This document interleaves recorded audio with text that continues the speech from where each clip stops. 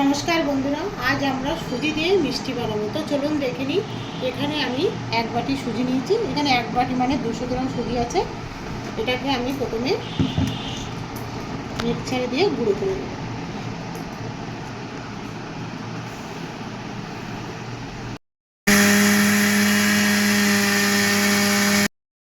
দেখছেন এর কত মিহি করে এটাকে গুঁড়ো করে নিয়েছি। এটাকে আমি গুঁড়ো করে একটি সাইডে রেখে দেব। এবার আমি ইন্ডাকশানে প্রথমে ফ্রাই প্যানে দিয়ে দিলাম একটু ঘি।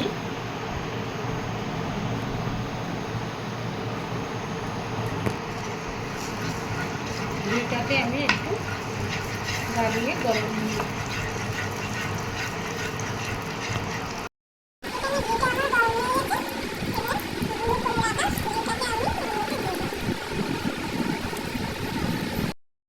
এটাকে আমি অনবরত নাড়াতে থাকবো।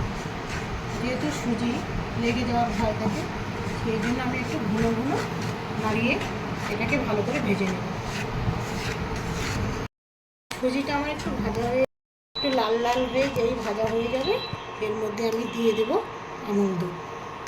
এখানে আমি 50 গ্রাম মতন আমুল দুধ দিয়ে দেব। দিলাম এখানে হাফ বাটি চিনি, দিলাম একটু এলাচের দানা। এবার এটাকে আমি ভালো করে একটু নাড়িয়ে নেব। চিনি দুধ দেওয়ার পরে এটা সুন্দর করে ভাজা হওয়ার পরে আমি এর মধ্যে দিয়ে দেবো একটু জল। জল দিয়ে আমি সুজিটাকে একটু সুন্দর করে একটু রান্না করে নেব।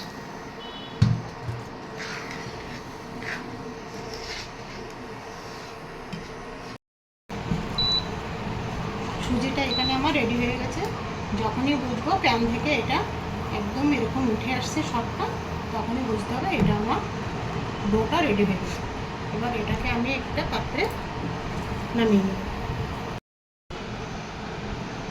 এটাকে আমি একটু ঠান্ডা করার জন্য একটু রেখে দেবো। এবার প্যানের মধ্যে আমি একটু নিয়ে নিলাম 500 গ্রাম মতন দুধ। আমি এর মধ্যে দিয়ে দিলাম দুটো এলাচ। এবার সুজির ডোটাকে আমি একটু হাতে ঘি লাগিয়ে নিয়ে, যে যেরকম সাইজ করবে আমি একটু এরকম করে একটু ছোট করে নিয়ে আমি এরকম শেপে এরকম করে মিষ্টির মতন করে নেব। সবগুলোকে আমি এরকমভাবে রেডি করে নেব। দুধটা আমার এখানে অনেকটাই ঘন হয়ে এসছে।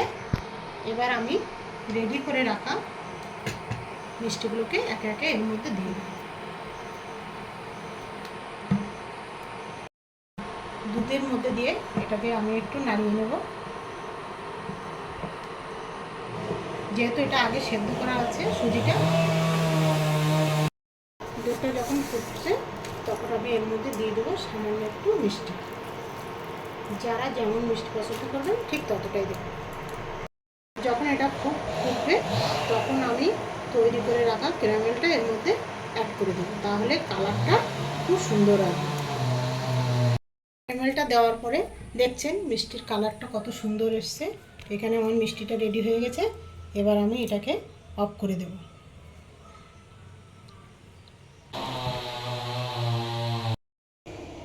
মিষ্টিটা ঠান্ডা হওয়ার পরে কতটা নরম হয়েছে চলুন দেখিয়ে দিই।